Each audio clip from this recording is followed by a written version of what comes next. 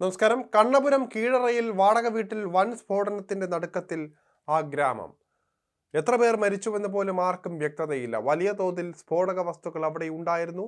ശരീരഭാഗങ്ങൾ ചിന്നിച്ചിതറുകയായിരുന്നു. പടക്ക നിർമ്മാണത്തിനിടെയാണ് സ്ഫോടനം നടന്നതെന്ന വാദം ഉയരുന്നുണ്ട്. എന്നാൽ പടക്ക നിർമ്മാണത്തിന് ലൈസൻസ് ഒന്നും ആരും എടുത്തിട്ടില്ല. ബോംബ് നിർമ്മാണം നടന്നെന്ന വാദം പൊളിക്കാനാണ് പടക്ക നിർമ്മാണം എത്തുന്നത്. സ്ഫോടനത്തിൽ സമീപത്തെ വീടുകൾക്കും കേടുപാടുകൾ ഉണ്ടായിട്ടുണ്ട്. പോലീസും ബോംബ് സ്ക്വാഡും സ്ഥലത്തെത്തി പരിശോധനകൾ തുടരുകയാണ്. രാത്രി 2 മണിയോടെയാണ് സ്ഫോടനം ഉണ്ടാകുന്നത്. വാടക വീടാണ് സ്ഫോടനത്തിൽ തകർന്നത്. 2 പേരാണ് ആ വീട്ടിൽ ഉണ്ടായിരുന്നത് എന്നാണ് നാട്ടുകാർ പറയുന്നത്. എന്നാൽ കൂടുതൽ വിവരങ്ങൾ ആർക്കും അറിയില്ല. വിരമിച്ച അധ്യാപകനായ ഗോവിന്ദന്റെ വീടാണ് തകർന്നത്. കണ്ണൂരിലെ രാഷ്ട്രീയത്തെ സ്ഫോടനാത്മകമാക്കുന്നതാണ് ഈ സ്ഫോടനം. അനൂപ് എന്നയാളാണ് വീട് വാടകയ്ക്കെടുത്തത്. അനൂപിന് പടക്ക കച്ചവടമുണ്ടെന്ന് പറയപ്പെടുന്നു.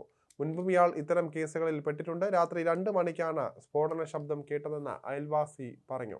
വീടിന് പുറകുവശത്ത് ഒരാളുടെ മൃതശരീരം കണ്ടു. മരിച്ചോ എന്നറിയില്ല. ശരീരത്തിന് മുകളിൽ മണ്ണ് വീണ് കിടക്കുന്നുണ്ട്. താമസക്കാരെ പരിചയമില്ല. രാത്രിയാണ് താമസക്കാർ വരുന്നത്. വീട്ടിൽ ലൈറ്റ് ഇടാറില്ലായിരുന്നു.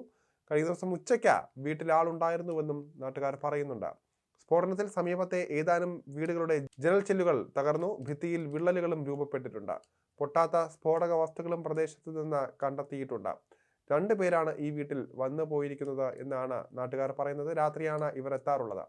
പുലർച്ചെയോടെ മടങ്ങാറാണ് പതിവ്.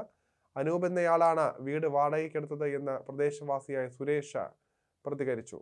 എന്താണ് സംഭവിച്ചതെന്ന് അറിയാൻ വന്നു നോക്കുമ്പോൾ വീട് തകർന്നതാണ് കാണുന്നതെന്നും അവിടെ വീടില്ലാത്ത സ്ഥിതിയായിരുന്നുവെന്നും അകത്ത് കയറി നോക്കിയപ്പോൾ ഒരു മൃതദേഹം കണ്ടുവെന്നും നാട്ടുകാരിൽ ഒരാൾ പ്രതികരിച്ചു. മൃതദേഹത്തിന്റെ കാൽ മാത്രമാണ് പുറത്ത് കാണുന്നതെന്നും ശരീരം മുഴുവൻ വീടിന്റെ അവശിഷ്ടങ്ങളാൽ മൂടിയിരിക്കുകയാണെന്നും ഇയാൾ വ്യക്തമാക്കി. വീടിന് സമീപത്ത ശരീരഭാഗങ്ങൾ ചിന്നിച്ചിതറിയ നിലയിൽ കാണപ്പെട്ടുവെന്നും നാട്ടുകാർ പറഞ്ഞു. CPM പാർട്ടി ഗ്രാമത്തിലാണ് സ്ഫോടനം. പൊട്ടിത്തെറിയുടെ വലിയ ശബ്ദം കേട്ട് നാട്ടുകാർ എത്തുമ്പോൾ വീട് തകർന്ന നിലയിലായിരുന്നു. പോലീസ് സംഭവസ്ഥലത്തെത്തി വിശദമായ പരിശോധനകൾ നടത്തുകയാണ്.